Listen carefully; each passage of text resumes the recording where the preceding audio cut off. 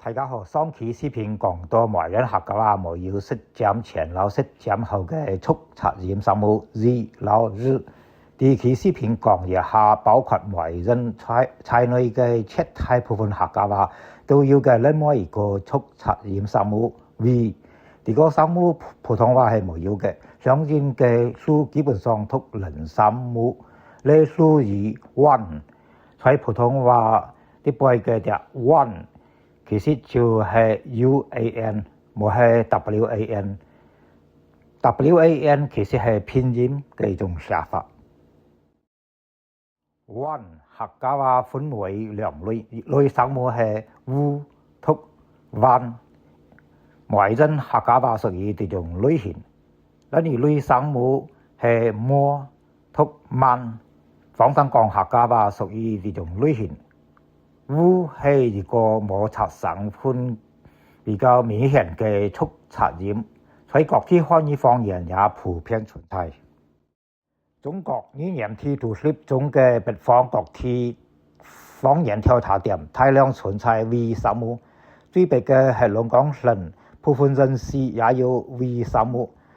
吉林省也有兩個有呢隻生物，遼寧省冇 V 生物。山西、河南、河北、山東、山西5省都有部分人士有 V 生物，包括西安市、太原市都係有 V 嘅。嶺南地區嘅貴州、重慶兩省市冇 V 生物，四川省部分人士有 V， 包括成都市區。雲南省有4個調查點有 V 生物，湖北省有3個人士有 V。武漢市冇有 V 生物，湖南省有比較多嘅人士有 V 生物。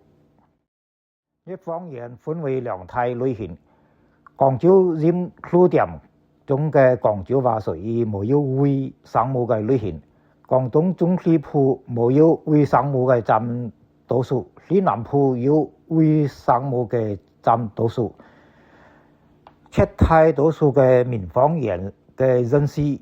冇速測驗生物，包括實踐前、實踐後嘅速測驗，字和日都冇有，實驗速測驗等都係冇有嘅。江蘇和安徽兩省嘅 V 生物分布也比較多，江蘇省主要集中在蘇南5方言區和廣淮管轄區，在廣5方言區嘅絕大部分人士都有 V 生物，也有實踐前速測驗生物 Z。一部分客家話同時有 V 和 Z，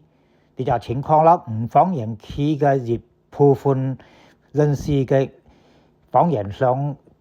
同，最大唔同點在於5方言區有好多人士有更加多類型嘅速測驗，如圖所示。5方言區嘅速測驗生物按數量主要分為4大類型，共同點都係有速測驗生物 V 和 Z。多出嘅兩個速測驗生物，一個係實驗前速測驗，一個係後速測驗。華人嘅 V 生物可以撈以潤物相拼，我可以撈 V 潤物相拼。廣東講客家話啱好相反，有 V 冇 V， 例如以 V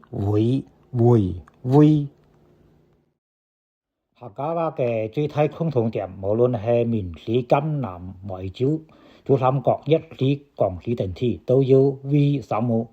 但係好多地方係冇有實踐前速測驗 Z 嘅。好嘅，客家話和漢語方言嘅速測驗生物 V 介紹到呢度，多謝大家嘅觀看，下期視頻再見。